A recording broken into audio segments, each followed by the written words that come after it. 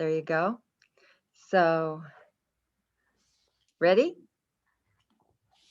Yes. Good evening and welcome to Sunriver Books and Music's presentation of Arlene Sachitano and Double Knit, the first in a new series for this author with a long-running quilting series that our customers love that starts with Quilt as Desired. Now we've got Double Knit set in Portland, Oregon, and here to tell us about it is the author, Arlene Sachitano. Hello and good evening or afternoon. Some of you may already know that today is National or Worldwide Knit in Public Day. And we chose that on purpose because my book has a theme of knitting. But I wanted to tell you a little bit about Worldwide Knit in Public Day first. So let me get my thing that is, oh, there it is. Okay, so this is, of course, the title of my book. But first, a word about today. Worldwide Knit in Public Day, as hopefully you all see on the screen, started in 2005. And it takes place on the second Saturday of June. And it began as a way for knitters to come together and enjoy each other's company. And they say there are hundreds of events worldwide. That's hundreds of events that register with them, but most of us don't register with them. So it's probably more like thousands of events. And as you can see the list of countries, there are events in all different countries around the world. Here are highlights of some of my Worldwide Knit in Public activities. One of the first ones I participated in was in Portland, where they were having an event on the MAX train, the light rail in Portland. And so we rode around and taught people to knit. People got on, some of them with their own knitting needles and yarn, and some of them we provided, and taught people how to knit. Later ones happened at the Tillamook Farmers Market. I belong to a knitting group that started out as a class that I was asked to teach in Tillamook 17 years ago. And at the end of the class, people didn't want to be done. And so 17 years later, we still meet and people have come and gone. And, you know, we have only a few of the original members that started with the class 17 years ago, but a lot of the people have been there a dozen years or so. Anyway, so we typically try to do an event.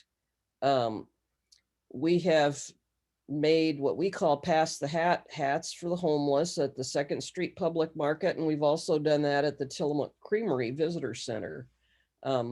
This is an event where everybody comes with the ribbing, the bottom edge of the hat started, and we have some dice, some gaming dice that have big numbers on them. We roll the dice, and whatever number comes up, we knit for that many minutes using our own scrap yarn that we've brought. And then when the buzzer goes off, we clip it and pass it to the next person. So the hat ends up being having everybody knit on it, and they come out really interesting looking. And in fact, some of us have kept them because they're so cute. So anyway, so that's some of our Worldwide Knit in Public activities. But now let's talk about Double Knit, the Permelia O'Brien mystery. This is book 1 in a planned series. And my idea with writing this one was my other series, which is quilting mystery novels. The basic premise has a group of quilters that come together. But I decided that I didn't want to just replicate that in knitting. I wanted to actually do something that was more like Agatha Christie and Patricia Wentworth did with Miss Marple and Miss Silver, in having a single character that was a knitter who encountered different people, but didn't have a group of people who met either at their house or at a store. I wanted them to be more of a standalone person. So, but there are some characters that that will recur, including the Bengal cat, which is on the front cover. Bengal cats are an unusual breed of cat, and Permelia has one named Fenton, which she takes for walks and who gets involved in things. And then I also, before I take my little presentation screen away, I wanted to show you the location where Permelia lives. Our story opens with Permelia moving into the apartment on the third floor of this building. This building is historically it's the Pearson mortuary, but for many years it was the morgue in Portland, in the county morgue.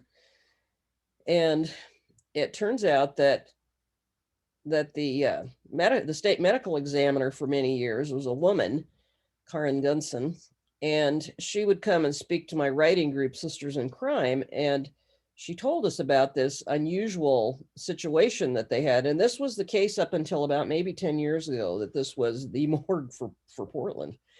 And what they did is on the third floor, there was an apartment. And so they rented it out to seminary students who got reduced rent in return for answering the phones at night. And because of that, and because the setting was so unusual, Karen had always encouraged me to write a story set at this Portland morgue. So I decided that would make a good place for Permelia to live. And it's located, I think it's a dentist's office or something, but it's located on Northeast Knott Street in Portland. So that's her location. Yeah, I'm gonna stop sharing. All right. My idea for my character actually was inspired by a friend that I had many years ago. And she had been married and raised a family on a wheat ranch in Eastern Washington. And my friend actually had 12 kids, which I always wondered. And I asked her, in fact, how she kept all the names straight. But anyway, so she had her 12 kids, but I didn't think everybody would buy someone with 12 kids. And so I cut it back to, she's had 9 children, but 8 of them are I don't know how to say it, available. You'll read in the story in book 2 and find out what happened to number 9. But anyway, so she had 9 kids. And based on when I met my friend in the Beaverton area, she and her husband had divorced because when the final child got into high school, he took off with some floozy and tried to do her out of her half of the ranch too. But fortunately, one of her children had become a finance person and said, no, Mom, you're not going to take, a few pennies and leave the scene. You're going to get half of everything. Dad's going to have to sell everything. And so she did quite nicely out of it. But anyway, so she had to start her life over. She was probably 60 or something when all this happened. Anyway, so I thought that would be a good, and I actually have known a couple of other people who, while they didn't have that many kids, had a similar situation where they had worked the farm, raised the kids, and then were left with kind of nothing. So I decided that would be a good background for Permelia. And I like the idea of the 8 or 9 kids because that gives lots of people for her to interact with and have issues and all kinds of things. So I wanted her to have a big family to work with. So in addition to oh, I should tell you something about Permelia's name. My knitting group meets at the Latimer Quilt and Textile Center in Tillamook. And it turns out that the building we meet in was formerly a kind of two classroom schoolhouse. And it actually, there are some people still involved in the area that actually went to school there, but it was abandoned for a while and then ultimately was rescued and became the museum. But the people who originally bought the building, I think, to make it a schoolhouse, I think, were James and Permelia Latimer. And so I always park by this plaque that tells about their history and has the name James and Permelia Latimer. And so I just liked that name Permelia. I thought that was kind of interesting, and so I chose that. So there are also, in Permelia's neighborhood, she lives across the street from, when she moved in, she couldn't help but notice there was kind of a walled compound across the street. And she met the rather interesting lady who lives there who appears to have agoraphobia, but Permelia has observed her leaving her place in the middle of the night before. So there's stuff going on. And I might add, I hadn't really consciously thought of this, but I'm sure it's why I did it, is that in the house that we currently live in and that we have in Portland, I'm in Tillamook at the moment, but in the house that we have in Portland, the man across the street was a builder who was redoing the house and lived there. And he has a real thing about building these big walls. And so my house looks out on what is, I think, a walled courtyard, but it's just a big solid stuccoed wall that goes the whole length of the property. And when he moved from that house and sold it, it just happens that he moved in next door to friends of ours, where he built another big stucco wall around that place. So anyway, so the interesting neighbor lives in a very secure walled compound across from Permelia. So I thought I might read just a little bit. Is that okay? Go right ahead. A little bit of, and I'll mention that the dedication to this says for Cordelia's Knitters. And Cordelia's Knitters is the name of that group that I've been associated with for, they still say I'm the teacher, but I say I'm the moderator because they're an extremely rowdy group at this point and they don't listen to anything I try to tell them anymore. I mainly do knitting 911s, when somebody's pattern makes no sense or they get stuck, then I help. Anyway, so here is the opening. Permelia O'Brien stood on the tree-lined sidewalk and looked at the building in front of her. It sat in a neighborhood of stately old homes, and if not for the discreet sign that sat to one side of the porte cochere, she would have never guessed it was the city morgue. Her oldest daughter, Jennifer, spun around and glared at her, the silver bangle bracelet stacked on one wrist clanking as she turned. You have to be joking. Please tell me you haven't signed anything.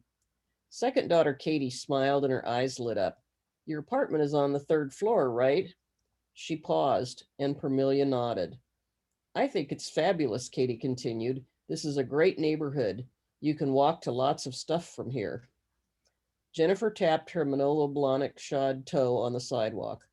Look at these old sidewalks, Mother. You could fall and break your neck, and the trees will block the streetlights at night, making this a very unsafe place.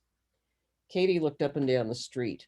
This isn't an unsafe neighborhood. Look at the houses. There are bikes in driveways and kids playing. Mom will be fine. She can make friends here. Mother can make plenty of friends at the Independent Living Center, and they have organized activities to ensure the residents do meet people, Jennifer argued. Katie rolled her eyes at her sister. Mom is way too young for shuffleboard and Wii bowling. Permelia cleared her throat and straightened her spine. Unless I'm mistaken, I've not been declared incompetent yet, which means the decision is still mine to make. And while I haven't signed any paperwork, I've agreed to take the apartment and the job pending an inspection of the space.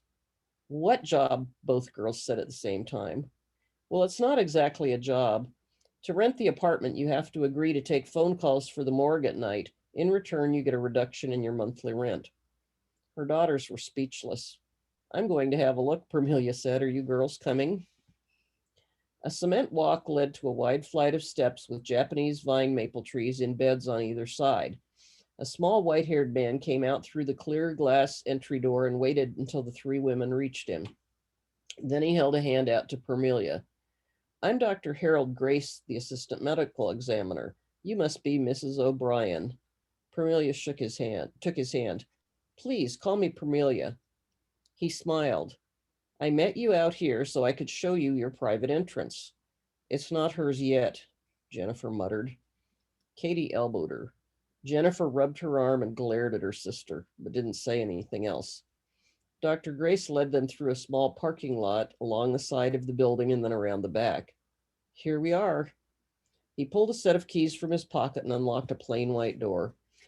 This parking spot next to the garage is for your use, and you can park in the end spot in the garage.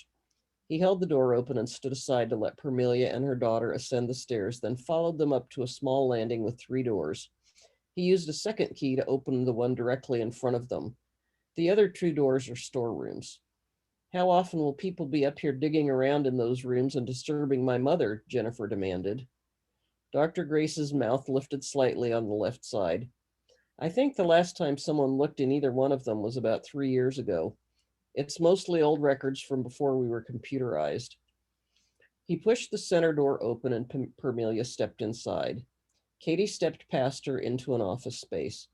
I love it, she said, and twirled in a circle with her arms out. Mom, don't you love it? This is where the office phones are, of course, Dr. Grace said, and gestured to a built-in desk on the left. The door here to the right is the bathroom, and then one of the 2 bedrooms. The door on the to the left and beyond the desk is the second bedroom. It's slightly smaller, but has its own bath. He continued into the center of the apartment. As you can see, this is the kitchen and then the living and dining area. Permelia crossed through the kitchen and into the living dining area. Oh, I just read that. It has a lovely view and is quite spacious. Our building is on the National Register of Historic Homes, Grace said proudly, and she's been very well cared for. Jennifer tapped a manicured forefinger on her pursed lips. How is the odor when you're working downstairs? Jen, Katie scolded her sister. Dr. Grace smiled at Katie. It's a reasonable question, but not to worry. Our workspaces are very well ventilated, and the air in our examination rooms is routed through the scrubbers. Jennifer spun on her heel and strode back to the entrance door. I think it's cool, Katie told her mother. I can see you sitting in the front window with your spinning wheel or your knitting needles. It's a very lovely space, Permelia said thoughtfully. Could you tell me a little about the phone calls?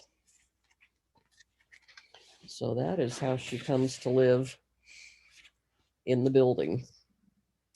And that brings up the point, Permelia actually, her husband always sort of ignored the fact that she had a little side hustle that was, there was a part of the property, about 20 acres, that were not suitable for growing wheat. And so she had obtained a few sheep and a few alpacas, and with with a couple of the wives of the people who worked on the ranch, they had started sort of a fiber business, spinning and grow it well, raising the wool and then spinning and custom dyeing and selling it. So they have their own business. It's a co-op, so they shared the profits, but Permelia is in charge of it. So she will be doing some marketing while she's in the city, but the ladies will stay as part of her departure package. She is keeping the 20 acres and the building and the barns that go with her business, which is called Wheat Fields. So at various times you'll hear her talking about, wheat fields or that.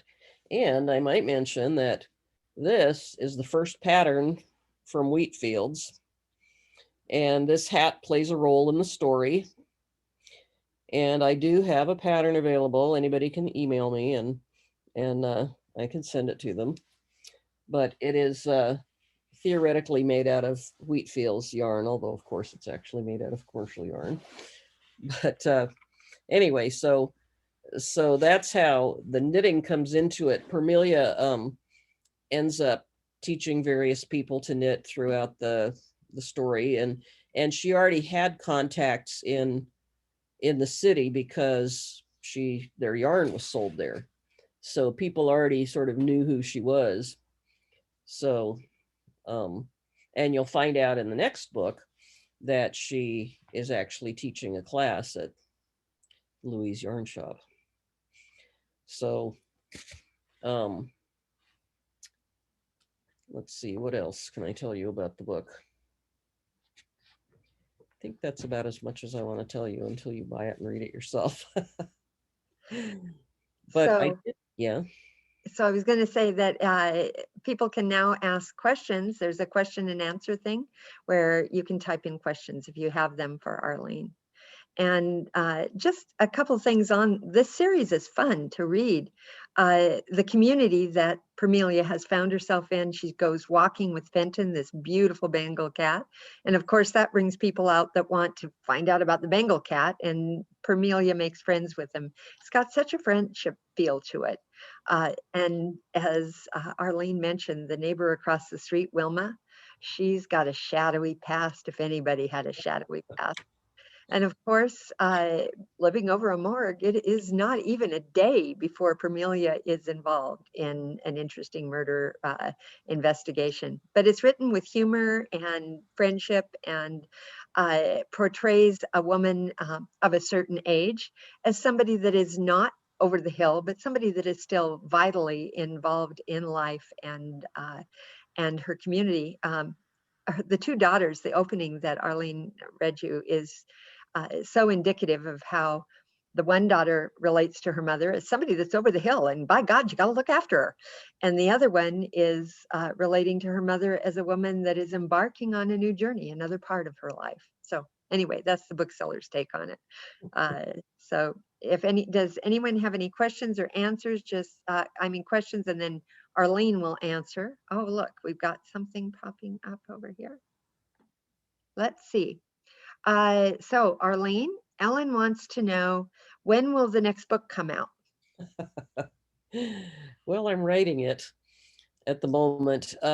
Because I have the other series, the next quilting book is coming out in August. So it will be some number of months before the next Permelia comes out. So we've got some more here. So Adrienne says, this was a wonderful book. I agree, Adrienne, I enjoyed it too. And I am looking forward to book 2. When will it be out? So you just answered that. Julie. I am working on it. Julie says, hi, Arlene, from Julie. I love hearing you talk about this book. Is this Permelia's first apartment since the marriage ended? And does she have reluctance or anxiety about this change in her life? It is her first place to live. She, I hadn't actually thought about where she was living, because what you'll find out is the reason that, I think I'm not spoiling anything by saying this, the reason that Permelia felt like she had to leave the small town where the wheat ranch is because her ex-husband, well, the reason he became her ex-husband is that he was having an affair with this young woman and got her pregnant.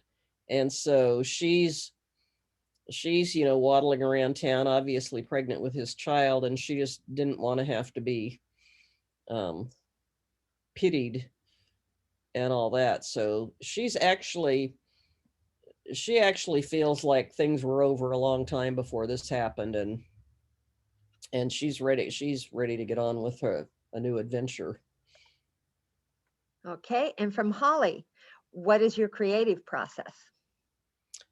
Um, I think of things and write them down. No. By creative process, do you mean the actual steps that I take, or? Probably, she probably means how do you go about writing a book?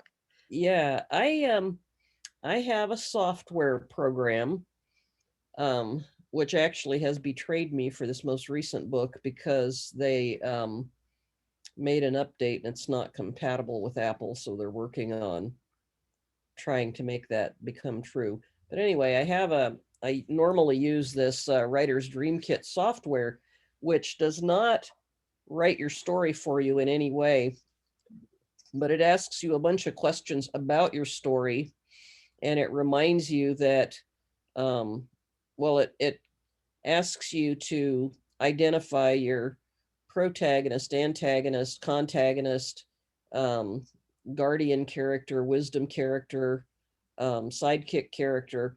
It asks you to clearly identify those people and then suggests what sort of conflicts they might have, and it helps you just sort of think things through, following sort of the Greek drama kind of storytelling mode.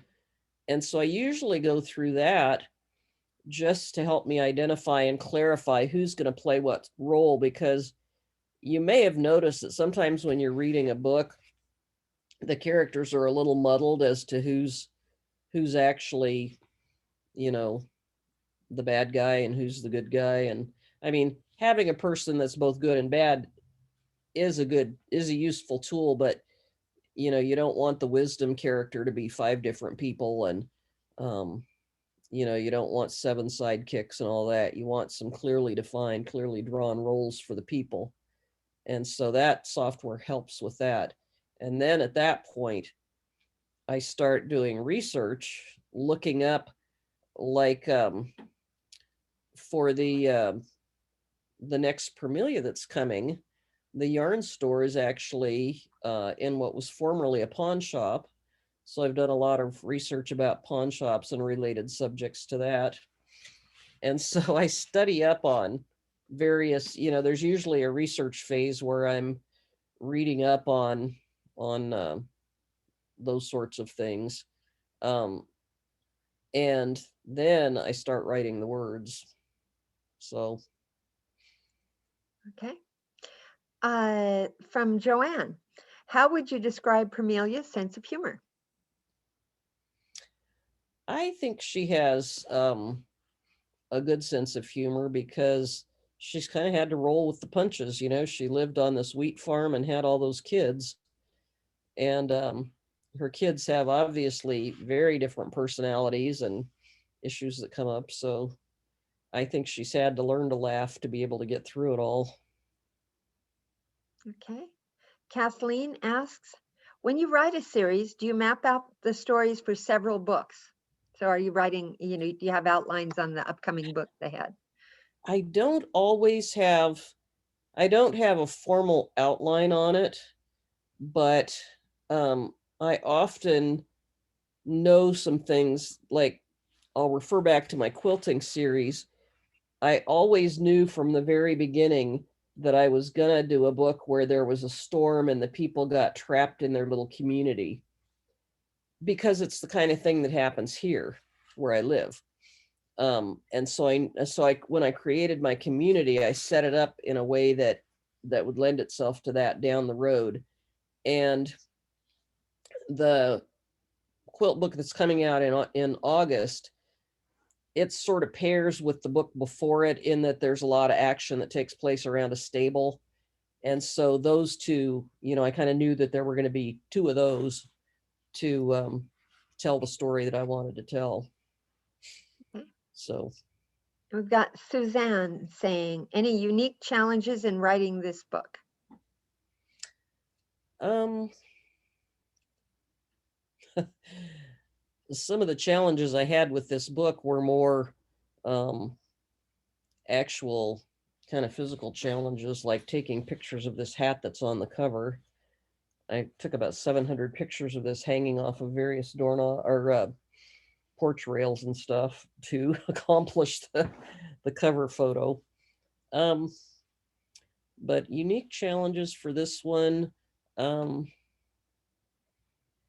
I wouldn't say I had to do research on Wilma's background. Um, my friend Marie Bostwick, who is also a much more famous author than I am, but we travel to quilt shows together, and we were kind of laughing one time about, because we bring some of our books that we're reading for research along with us. And, so I was reading about agoraphobia and she was reading about hoarding. Um, and I've had, and sometimes some of the stuff we research, it'll only be 2 lines in a story or something. But, I've read up on embezzlement and horse thieves and, and I've been doing some really interesting research that I can't tell you about yet, but because it's going to show up in the next book. But anyway. One thing you did very well with a challenge in writing this book, I've had more than one author tell me, Keith McCafferty, he writes a mystery series set in Montana and has animals in it, said the challenge in writing with animals is you get going on your story and you've got to remember not to leave the animal somewhere or forget about it. Cat. Yeah. So you did very well at never having Fenton, left alone for a long time. Fenton was always right there. I took care of Fenton, but Betty's cat I didn't take care of quite so well. Yeah, but you took good care of Fenton, and Fenton is your main Yeah. character, and that is really kind of a cool character. Well, and also remembering to feed people and everything too. Yeah. And here we've got one from Julie again. Are you using the same publisher for your quilting series and knitting series? And how is the marketing the same or different? Well, you had a pandemic to get through. Yeah, I was going to say I am using the same publisher, and the marketing. So my marketing plan in general, which was actually written, my original marketing plan was written by my daughter Annie's college roommate, who now works for Netflix or somebody like that, and is doing quite well with all her stuff. And her marketing plan did work well, but her plan for me with each new launch, each new series, is to build up the local, kind of grassroots uh, market first, and then move on. But with this one, with this series, I knew I did strategize about the fact that that there's quite a bit of crossover between the knitting community and the quilting community, because people come up in beautiful hand knitted things all the time when we're sitting at the quilt show signing. And so I'm anticipating that there's going to be a fair bit of crossover. But as Dion was saying, the pandemic hit, and so Double Knit should have already had 2 large outings at big quilt shows so that I could test out that theory. My next step with Double Knit will be, I had already started talking with yarn stores sort of locally to in Eugene and Portland and various places to bring to bring my books sort of when they were having knitting groups. I talked to the yarn store in Bend, and so I was about to do that. It's hard to do big events for books when you only have one in a series. It goes much better when you have 2 or 3, because people always immediately want the next one. So so strategically, I'm counting on crossover. There are, however, as I learned through the quilting things, that my best marketing avenues are the big quilt shows. And it turns out that I'm learning, I've been kind of studying up on it. There are large knitting shows too. I've never been to one yet. That's the next step when we can travel again. Is to, but there's a series called Vogue Knitting Live, and they have a big show in New York and I think Seattle and San Francisco. And anyway, so there's several big knitting events like that could lend themselves to the knitting series. Got another question from Kathleen. She wants to know, do you have a favorite time of day or place to write?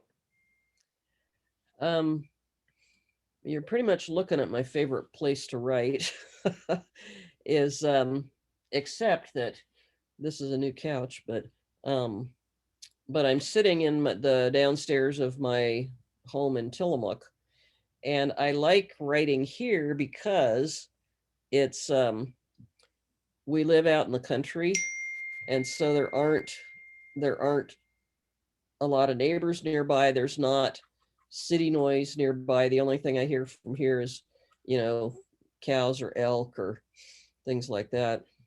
So it's very quiet, and our house is right along a river. There's a river outside my window, so that's a very soothing, place to write.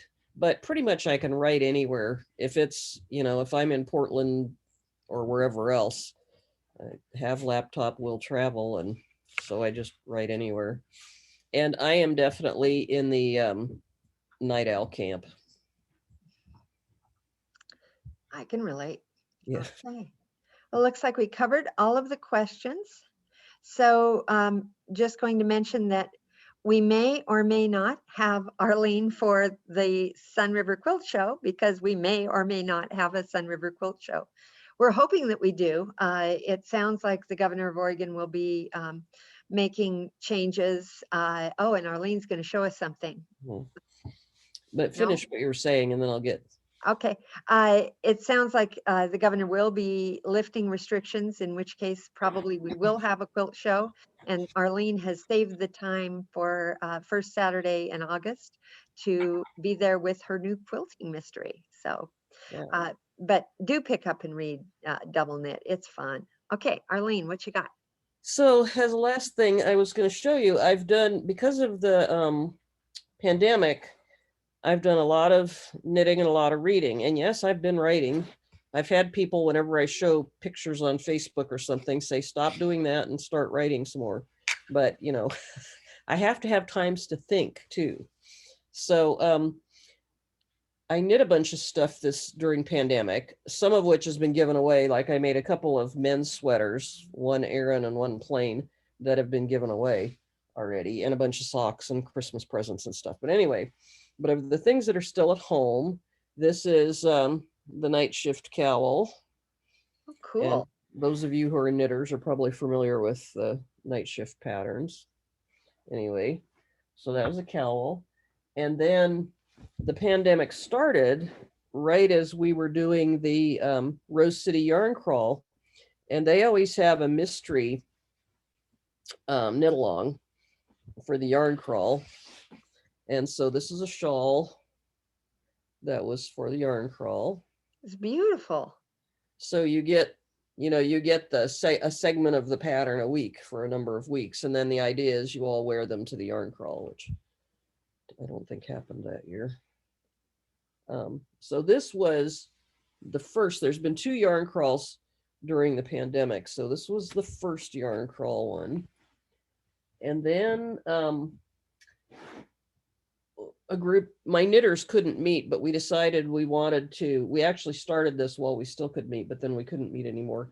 This was a mystery knit along, and it's by, this was a very fun, it's a big, long, skinny shawl. And it was very fun because it was called the Sharon Show by a designer called Casapinka. And the Sharon Show, Sharon in this designer's world is in her supposed company is the head of security, and Sharon is a cat. And so the whole pattern and all the information was written as if Sharon from security had had done it. So it was the cat speaking to you. So it was very fun.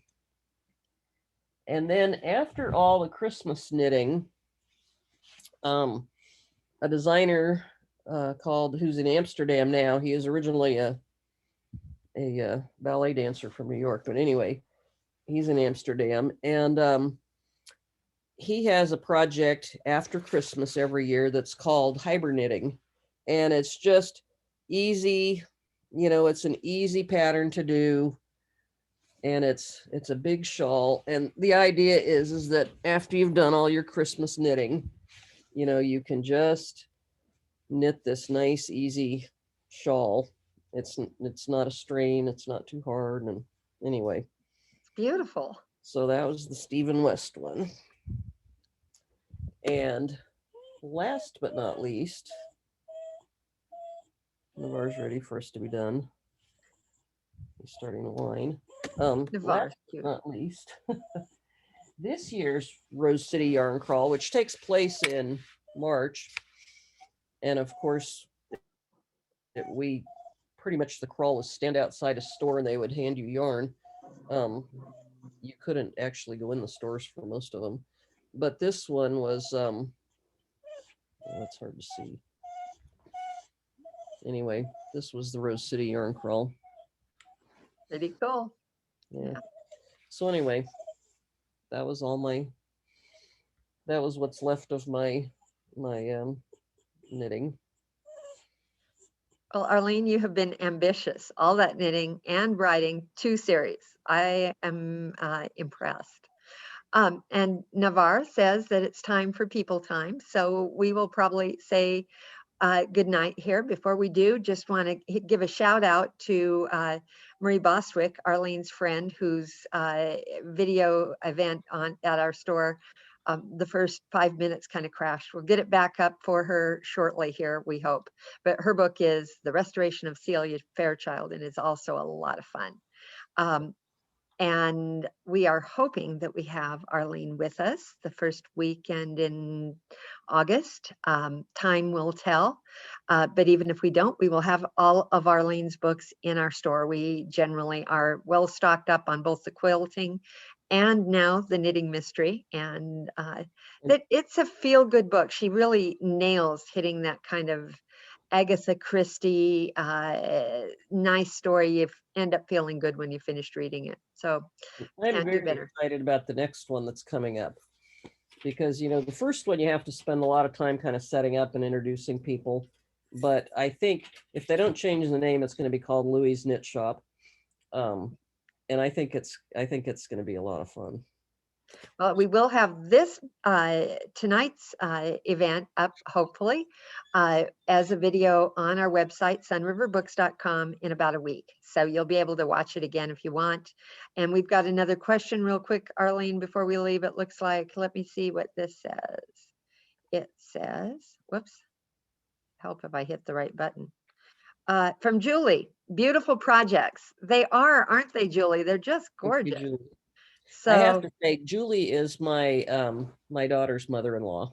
Well, Julie had some good questions and a very good comment there on the projects. I think they look gorgeous. I don't know where you get the energy, woman, but you got a lot done this year. Keeps me from in the streets. So we will now say good night and thank you for joining us. Again, you can watch this at sunriverbooks.com in about a week on our front page. Thank Take you care. for coming. Good night. Good night.